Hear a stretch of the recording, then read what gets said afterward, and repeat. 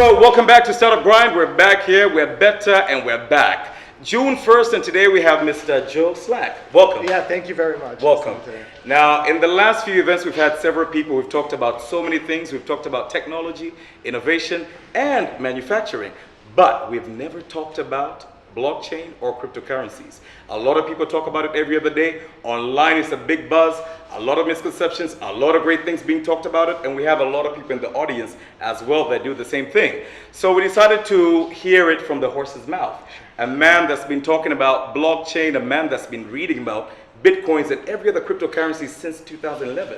He started way back, but fully indulged in the whole process back in 2011. So Startup Grind decided to call upon a couple of people and have this discussion today.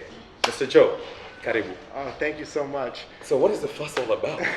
Yeah, the fuss started in 2009. There was this weird internet money. Bitcoins, weird internet money. What is this thing? Bitcoin. Right? Yeah, everybody thought it was this crazy thing, and I thought it was this crazy thing. My friends thought it was this crazy thing. But you took software engineering, right? Yeah, so I'm a software engineer. When you saw it, did you think it was also weird? Because me, as a person who deals with words and whatever, I find it a bit odd. I thought that you'd find it a little bit easier. And the premise is that you don't really trust the technology until you can understand it. The premise being that this is open source code that I could inspect myself, which is where my journey began. Okay. So it's an educational journey.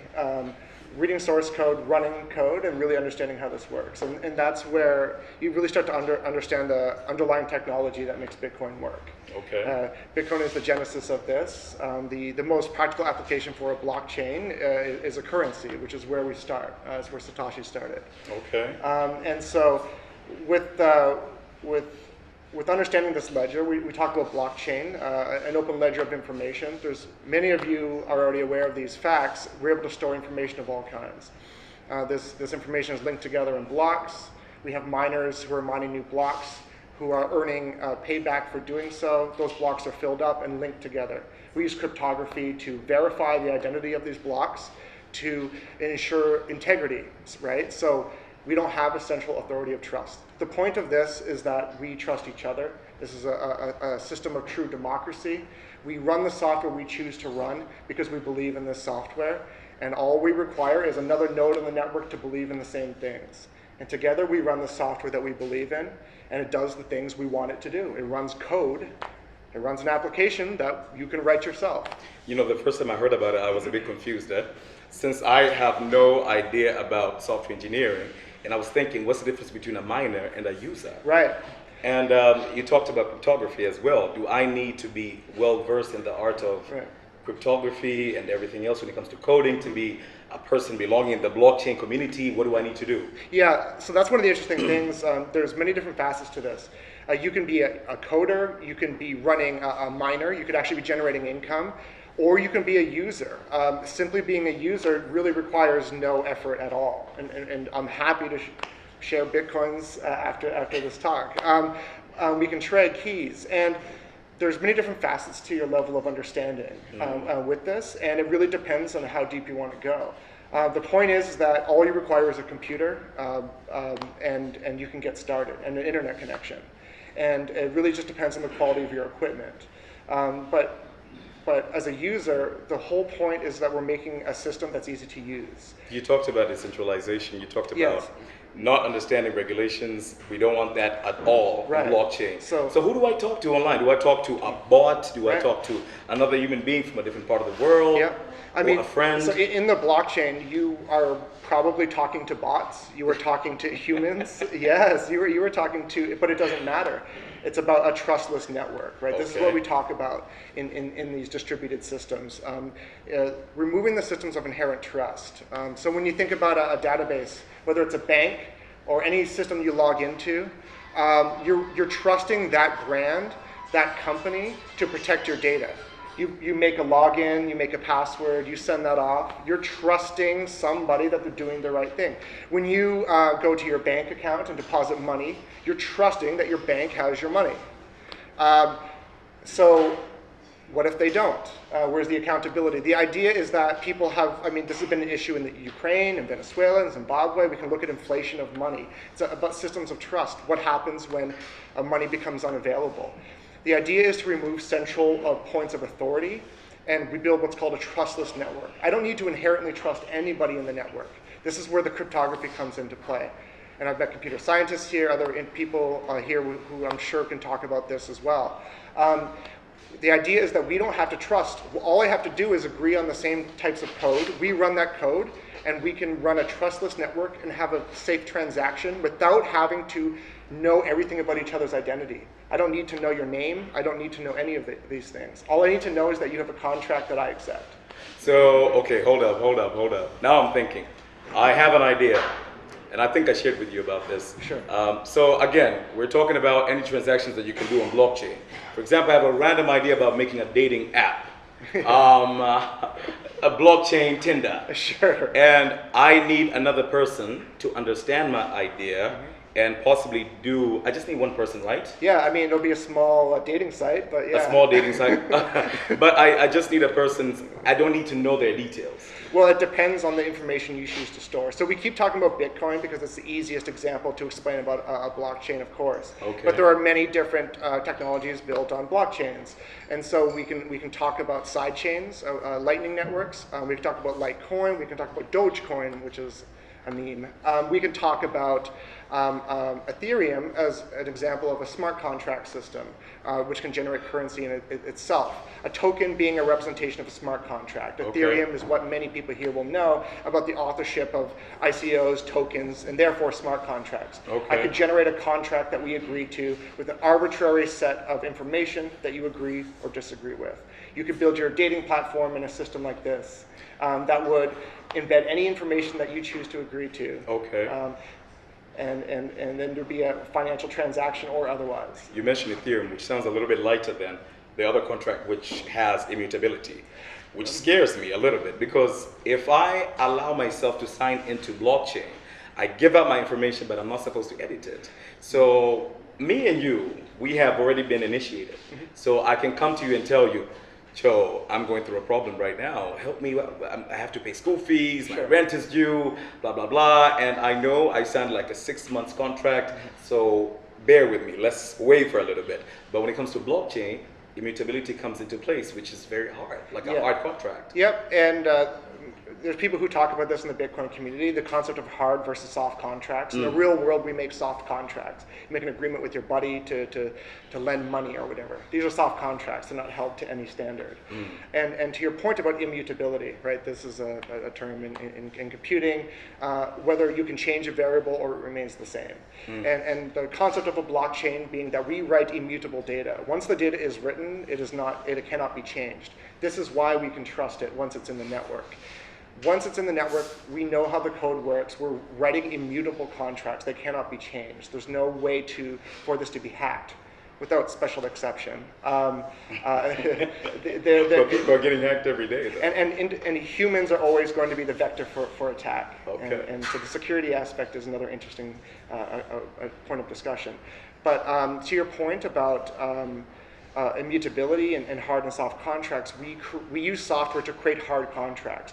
I can put my money into a contract, you fulfill this contract or not. I could include a mortgage inside of a contract. I could have the title for my home. We could build a file sharing network that didn't require a centralized server, right? We could actually be hosting files on all of our servers. Okay. So to answer a previous question you had about being a miner or a participant, just by downloading a wallet on Windows, you are a node. You can participate as a node, meaning you're processing the transactions of all the people around the planet. This is Bitcoin as an example. So whenever somebody is spending Bitcoin, your computer will randomly be processing other people's transactions and tying them together. Wow. And so there's varying levels of interaction you can have with the network. Okay. And there's many other things we can do beyond Bitcoin, beyond Ethereum, and we're just talking about this today. We're talking about open voting systems. One of the issues in voting and politics today is, centralized points of trust. When you're voting, right, corruption is everywhere. It's in America, it's in Canada, it's everywhere. And we're trusting that our voting booths work. I can tell you about American voting booths. It's another passion of mine. They're not secure. And we have to trust people. This is about trust. What if we had a way to identify whether or not you voted without revealing your votes, right? Without your information being sensitive. This is another great example of a usage of a blockchain. And the ideas are just beginning today. Any information that can be conveyed in binary, in text, or in anything that you can imagine, you could create a network around.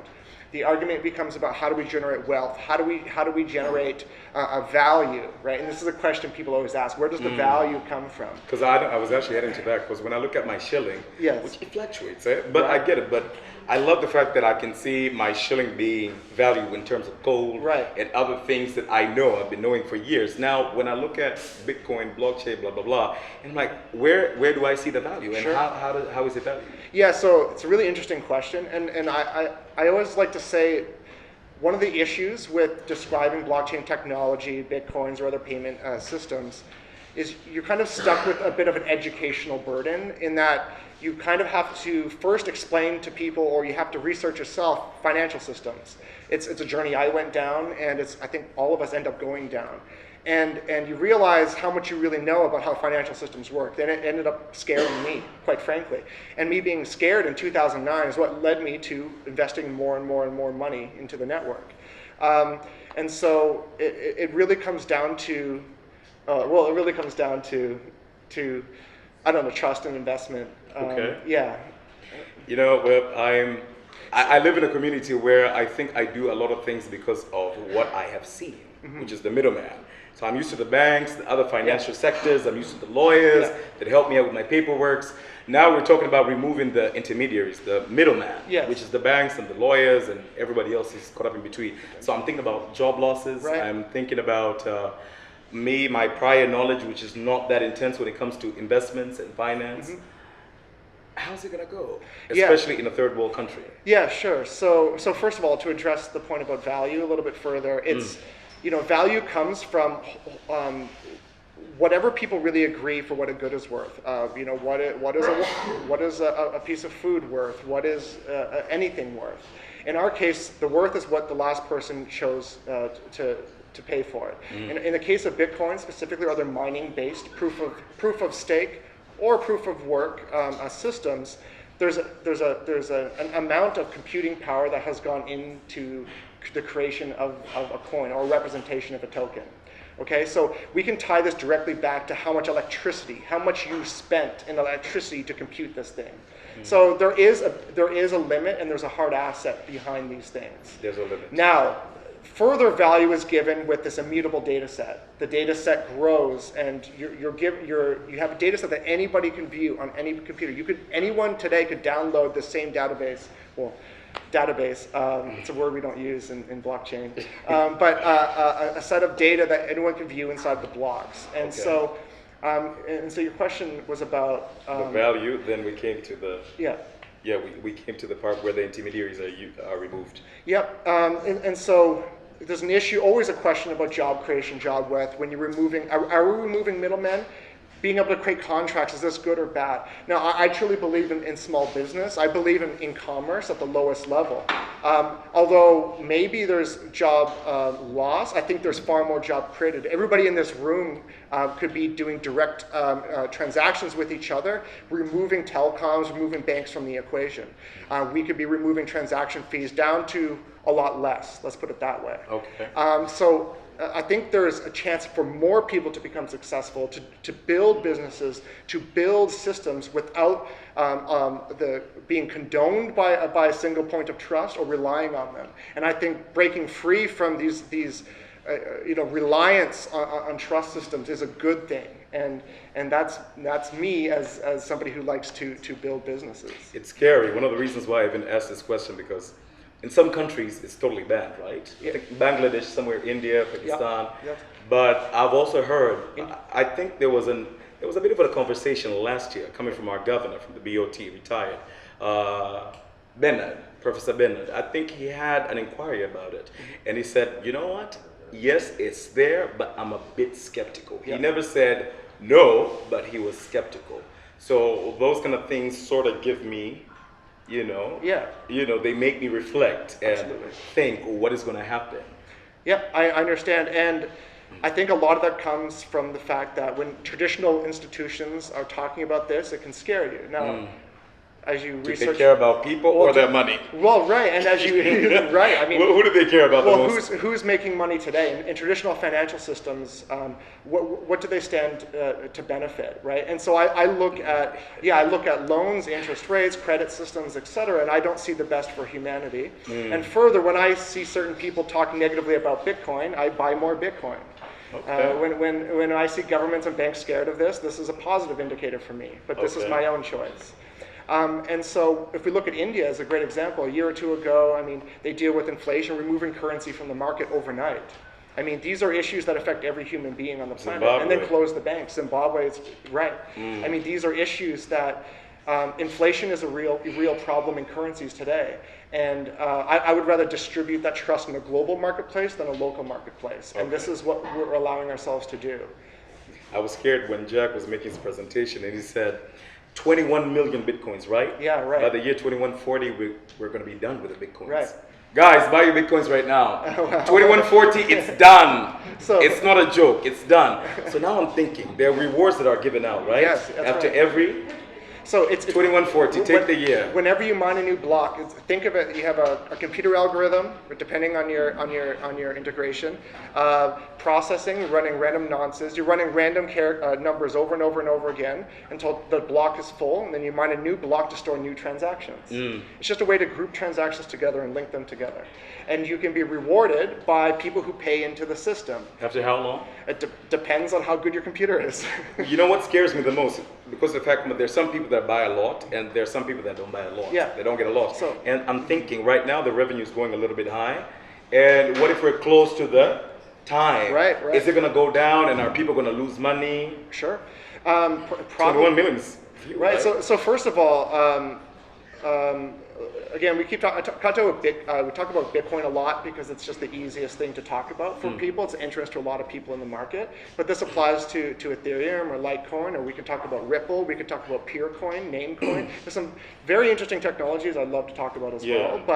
But in this case, you don't have to spend a Bitcoin, right? The smallest amount is a Satoshi. We can spend just fractions of a Bitcoin and trade it with each other. Right. And so there'll be plenty of time for trading in the future, and then we keep developing new technologies. We're talking about side chains today, building technology on top of existing blockchains, potentially in the future. But the point is that you're all software developers. Anyone could download this stuff and work on this. As Jack mentioned, I mean, we have people around the world. We're just starting. I'm living in San Francisco now, and even there, people are just learning about this. And the time is right to build the future you want. Now, I also don't want to pretend that we can solve every problem. This isn't like, I'm not trying to tell people to buy Bitcoin, but I'm a firm believer in solving a lot of problems through distributed ledger technology. And I don't want people to get the wrong idea. And it's okay if people disagree. If there's anything I want a message to convey is that if I make people hate it, if I make people love it, if I make people think or learn, or I can help in that in any way, then I'm appreciative of that. I love to have the conversation about the technology, and we're trying to solve problems, and I just see this as a conduit to solving problems in the world today. I love technology, but I'm at a point where technology without humans is pointless. And the technology I build today, I want to benefit human beings for the greater good. Everything else is boring. You know, I'm going to put you on the spot right now. Sure. If you can't handle the most of it, Jack, you're allowed to intervene a little bit. I'm giving you leeway as well. So, problems. Yeah. That's the main topic that you said right now. So we're living in a third world country. Yes, we are, my friends. We live in Tanzania, and I'm thinking, how can I use blockchain? Because some people actually believe blockchain is money, currency. Yeah. We just learned that it's transactions, businesses, ideas can be formulated. So I'm thinking, what are the viable areas that I can tap into when it comes to blockchain? Right. And further my country or my community? Yeah, that's a really, really good question. You've been here for a few days. Yeah, I've been here for 4 I'm not days. asking Yeah. that much. Yeah. So, Jack, you're allowed to intervene if you can. Yeah. We've never done this before, but you know, this guy's been here for 5 years. You've been here for like 4 days. Yeah, right? yeah. So blockchain, how does a normal Tanzanian? Have y'all heard of Ninayo coin yet? You preached about it. You preached to the choir. Oh, I preached about Ninayo. I didn't preach about Ninayo Ninayo coin. coin. Joe, today, you were the first node running on the Ethereum test network in Africa. That's a little technical speak for my level, but Joe built a coin today called Ninayo coin. And in about 30 days... Anyone could do it, by the way, but I'll show you how. No, you can't. No, you can't. Oh, this one is special. Not everybody can do it. Anyone can do it. I promise you. We could build you a coin after this if anybody would like to. Shh. The point being, please follow Ninayo on Facebook and on Twitter, and we will be giving you free Ninayo coin for being here on the ground level. Okay? Yeah! Now, the way it's going to be worth the design is still to be determined, but you will therefore be running the Ethereum network on your computers. We're treating this as an educational pursuit instead of a monetary pursuit. This is a way for us to introduce something that might be interesting in this market, as we think there's a lot of talent here. And Can we please have your attention? Guys, at the back here, can we please have your attention? they're talking about Ninayo coin. They're excited. And he's about to give some Ninayo coins, eh? Not to them. Not to them. Guys, the ones that talk are not getting, you are not getting Ninayo, you are getting like Oprah. It's under your chair. Okay. East Africa is actually the part of the world that's on the most cutting edge with finance. Anybody want to guess why? Yes. Yeah. Yes. Wakalas. Yes. Wakalas. That's You've right. been using digital money since I've been writing checks, you know? In America, we still write checks. Exactly. Yeah. And I think M-Pesa took off because it was filling a real need in the market. You have to send your brother in Mwanza money to fix his car. You're going to put that on a dollar or a bus and just send it out there? You're going to text him some minutes on your phone. It was a real innovation. And so East Africa is primed right now. Everybody's used to digital currency. They're used to UXs, user experiences, that really suck. I get star 104, star 849, pound 2. You know what I'm talking about, the short codes? That's complicated. But there was a need, so the Swahili people figured out how to work with the telecoms and make these transactions. It's going to be simpler on blockchain. It's going to be a more smooth UX. But the thing is, most people don't need to know the word blockchain, right? You don't need to know the word SMS shortcode to be sending money on Tigo Pesa or M-Pesa. Can I say brand names? Here you can. Okay, all right. Very minimal, because I know how you can mention all of them. Sure. The thing is, the blockchain is the underlying technology here, and we're going to build excellent user faces with the people here in this room. Every software engineer who wants to build a product, it's a global effort, and we can do it together. Yep. So. And anyone can be a software engineer. This is for everybody. You know, this guy makes everything sound easy. He Well, came to my it office is. and he told me I can fix the computers in an hour. Well, and I said, and he told me I can fix it too. I want to get you live streaming is what I want to get you doing. Thank you. Yeah. Thank you. We'll do that. We'll Yeah, do that. we'll do that. Now I have one last question, because I've been told I have 2 minutes, right? Before we enter the Q&A session, give me a mechanism to verify if I am talking to an actual human being and not a random stranger that just wants to use me. Well, I Because guess hacking is everywhere, right? Yeah, but I guess the question is, how would they use you, and what's the difference, right? In the sake of a transactional network, it doesn't matter. If the coins are there and it's the amount you agreed to, and it's a hard contract in which will be fulfilled, who cares if it's a robot, if it's a cucumber? Who cares? If it has money, you'll take it. You're correct. I think it all comes back to the part where we point is talk you about don't- education. Right. I think what the Wakalas did, they placed physical distribution in every part. Yes. And they decided to give out information, because every community is quite different. We Yeah. have different learning processes, train of thoughts, and with that being said, I would really like you guys and everybody else who does or deals with blockchain to actually do it as a first pursuit.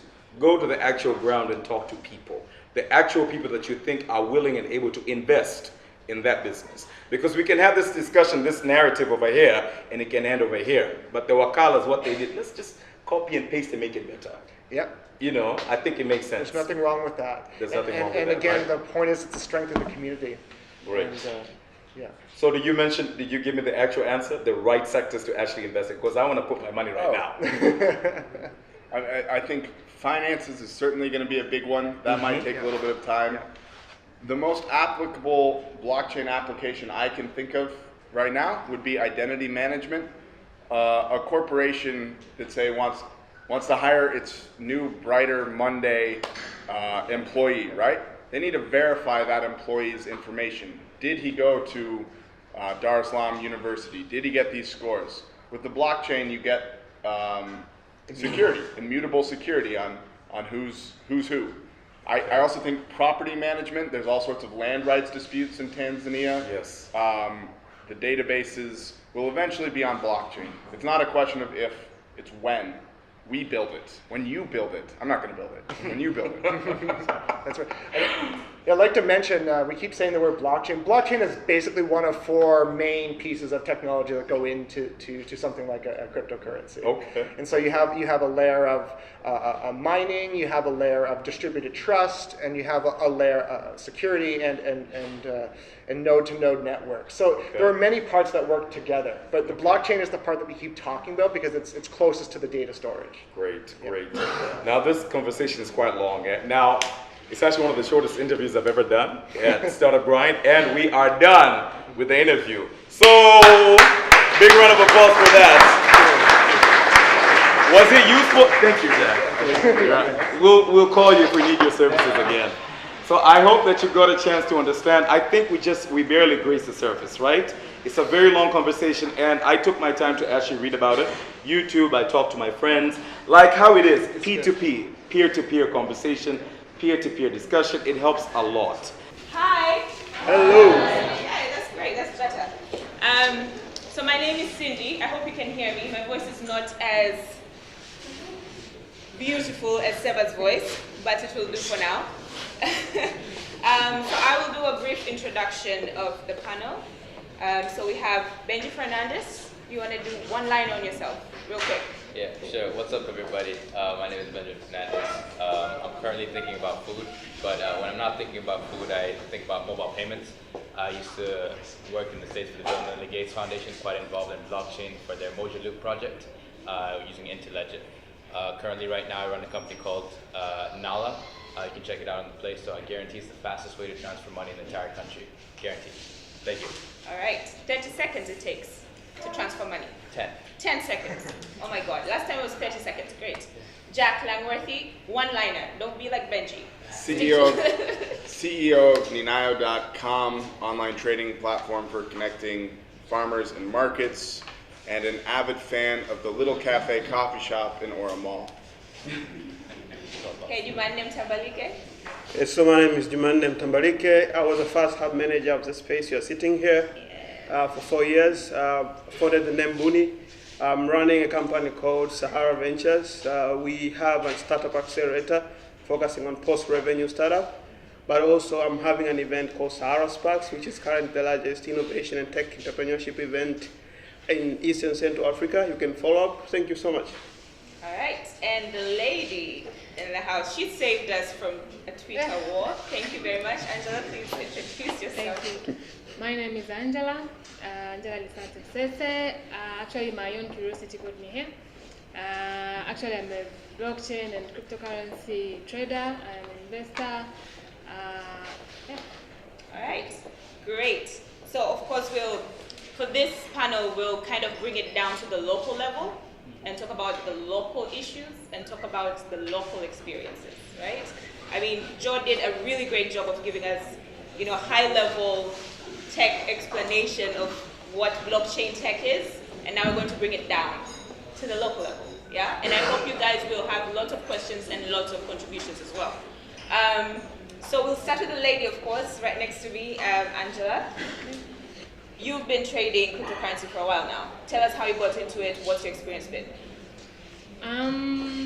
Okay. Thank you, Cynthia, for the question. About last year, in the beginning of last year, that's when I started knowing about cryptocurrency and all that. And it came as a message. We get those messages from our friends, and they're very long. So you say, this message, I'm not going to read it. Then my husband, John, took it and then said, Angela, you have got a message which looks interesting. and you have not read it. I was so busy, I told him I can read it. So he told me, let me read it. He read it and said, if 20% of what I'm reading is true, then we need to take a look at this thing. And I told him, okay. So it all began like that. So from, actually from 2016, and that's when we started digging into cryptocurrency and Bitcoin and all the things. And from the beginning of last year, that's when we became like, okay, now we want to do it physically. So that's when we tried it, bought some Bitcoins and all that, and trading began like that.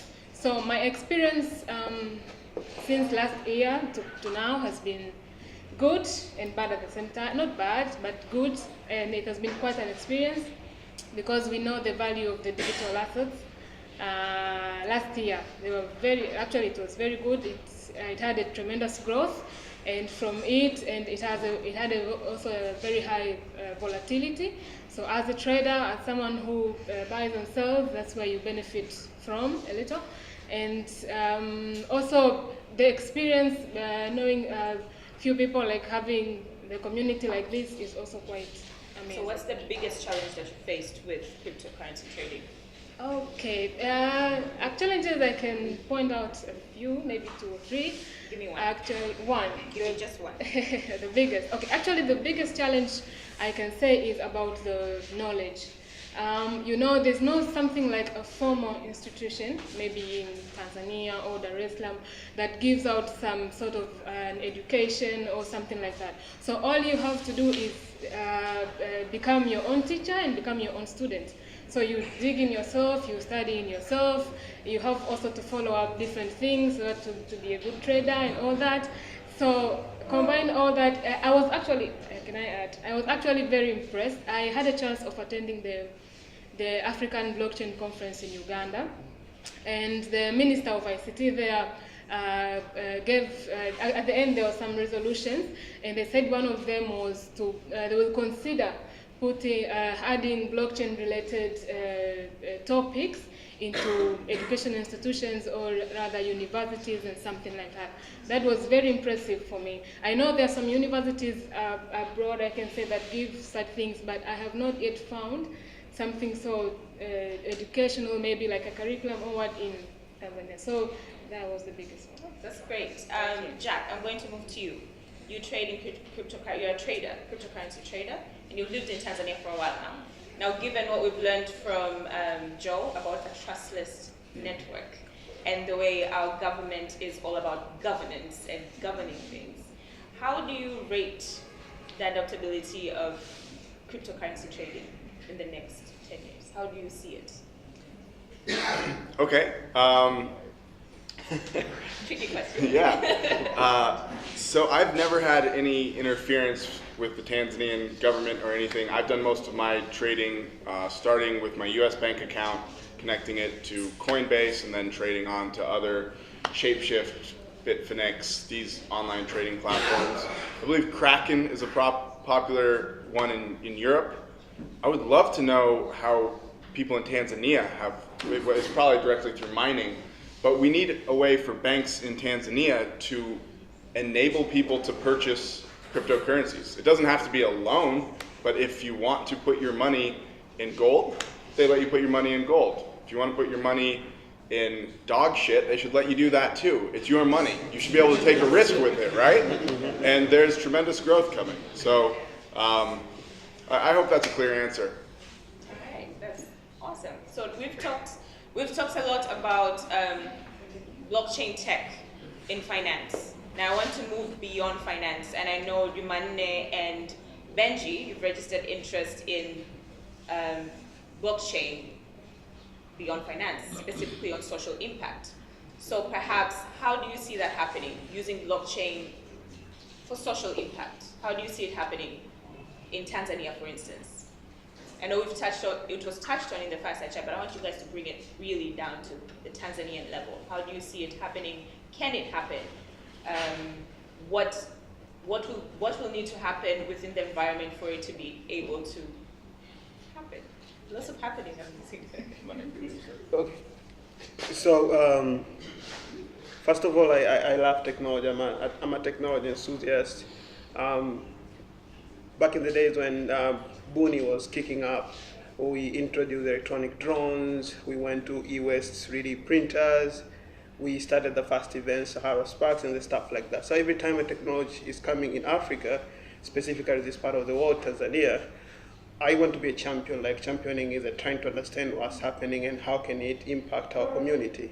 So to me, I haven't been like so much into cryptocurrencies and mining and stuff like that. Not because I hate it, because I'm just trying to be very careful with my money. But I love the concept of decentralization and distribution of authority and ownership and stuff like that, because I feel Africa needs it. You all understand issues around corruption. You all understand issues about ownership of land being centralized between few people in the community. You all understand issues about election rigging. You all understand issues around few people owning sectors like agriculture sector and deciding how to set the price while farmers are getting a lot of challenges. So what I'm trying to understand is like, how can we use the blockchain technology to distribute the wealth among the most hyper-local communities in the country? So can we start things like agriculture commodity exchange that rely on the blockchain technology, whereby not just 10 or 20 farmers are millionaires, but instead 25 million farmers are millionaires? Can we make sure we are all sure about the election results instead of hearing from a radio station? So that is what I'm exploring right now, and if you're walking around that area, I'm also learning. We can continue to explore together, but my specific interest right now, I know agriculture is one of the biggest and largest contributors to the national economy, and if you have ideas around that area, please welcome, and we can work together to find a potential investor or research organization to help us. That's interesting because about election rigging, because Sierra Leone did an election using blockchain, right? Mm-hmm. Yeah, and turned out really well. Mm-hmm. Yeah. Benji. Well, it didn't turn out well. Well, it worked well. Yeah. So personally, I define social impact as even including financial inclusion. That's one of my passions. That's what I'm driven by. So. But I won't start with financial inclusion. I think across multiple industries, for example, in the healthcare industries in the United States have received double the investment than financial services has, which clearly shows a clear opportunity and need there, and just to facilitate better identity issues that Jack talked about earlier. Breaking that down into identity, I think identity is huge. Let me ask a question to the audience. How many of you have a national ID, need a national ID? Put your hand straight up. I had one, it was stolen. But it's required, right? It's a requirement by the government to have a national ID. So I think national IDs are fundamental to carrying on many and multiple businesses and services. Because when you can't identify the consumer you're trying to serve, it keeps you guys behind from offering them additional services. How do you trust them? So fundamentally, I think how you can create social impact is whether you have local services. One example is TASAF. It's a cash transfer initiative done by the Bill and Melinda Gates Foundation here, where they help lower-income consumers receive cash transfers if they send their children to school. So right now, all that cash is handed in person. However, you can do that through mobile money, but who knows if that person's phone got stolen, will they really receive that money? So with digital identity, there's multiple issues that could be tracked. I think that's one of the biggest ones that everybody talks about. The healthcare industry, I think, is huge for what else could be done. My personal passion is financial services and financial technology. For example, let's say somebody wants to open a peer-to-peer lending platform in Tanzania. You know, somebody here, maybe some of you have that interest to do that. When somebody wants to lend out that money, you know, you can put it out there, and once that money hits that account, the money is immediately sent to you. There's no human interaction needed. So I think there's a really unique opportunity there in the financial services. One thing that I'm passionate about, for example, what we're working on at NALA is we're trying to build East Africa's first digital bank. I know it's possible, and I want to start right here at home. So right now we've started with a simplified interface that sits on top of mobile money. And all we do in the back end is processing USSD code, so it works without internet. An application that transfers money in Tanzania without any internet protocols needed.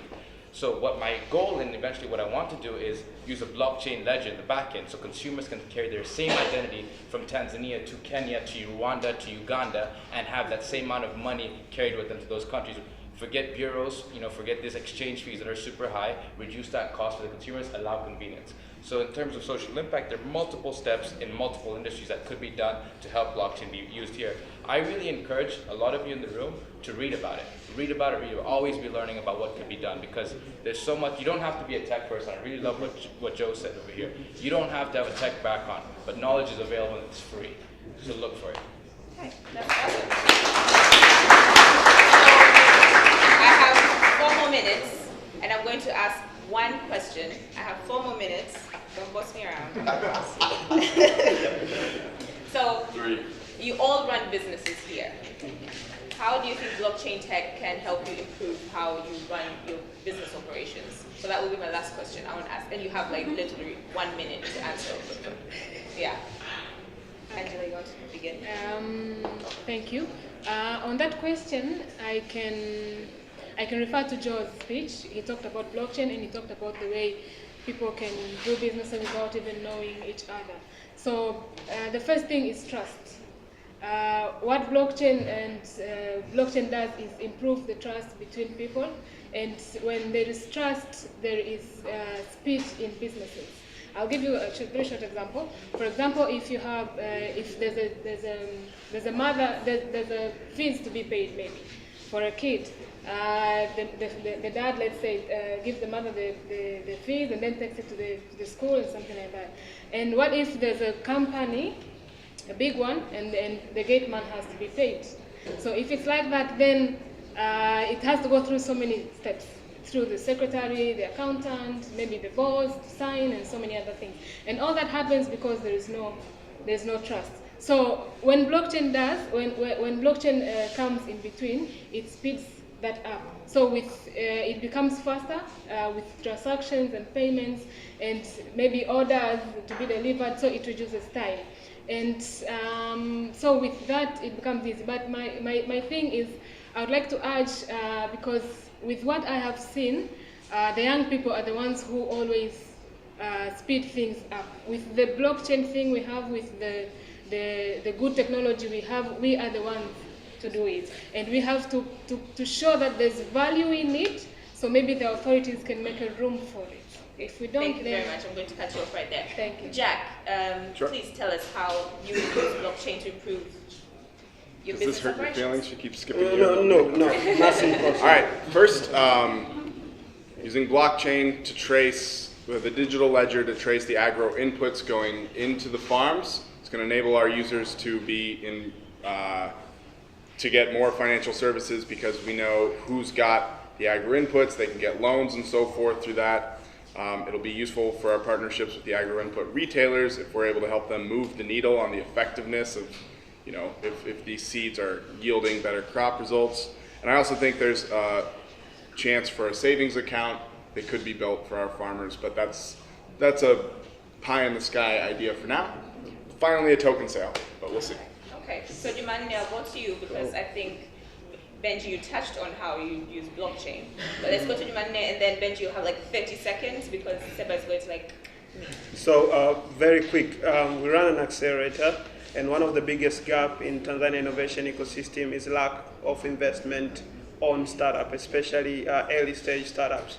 So I have this dream is keeping on kicking in my head, like how are we going to be able to come up with a system whereby a lot of young millennials who goes to banks and other offices, they don't have financial discipline, they're just splashing out their cash, and you have startup on the other side, they're looking for fund. How can we use blockchain now to bring together all those cash which are being splashed out, put them in a certain area, and then invest on this startup so that we can be able to support our ecosystem? Because we don't have local investors, we don't have much of regional investors, most of them invest on deadhead. So if we can be able to use blockchain to get money from all these middle-class people to invest on businesses, then we can be able to leapfrog. Then we won't be able to need to adapt to what's happening in Silicon Valley and other places where rich people are the one investing in startup, but we can use mid-class to invest in startup. That is what I'm exploring now. Okay, great. Benji? What is money? Money is a medium of exchange. Guys, could you please lower the discussion happening here? I was saying, money is a medium of exchange. So for me, what's going to help me is blockchain creates a form of exchange that creates trust. And for any financial services, that's going to help us carry things forward. Done. Awesome, 30 seconds. Awesome, so we are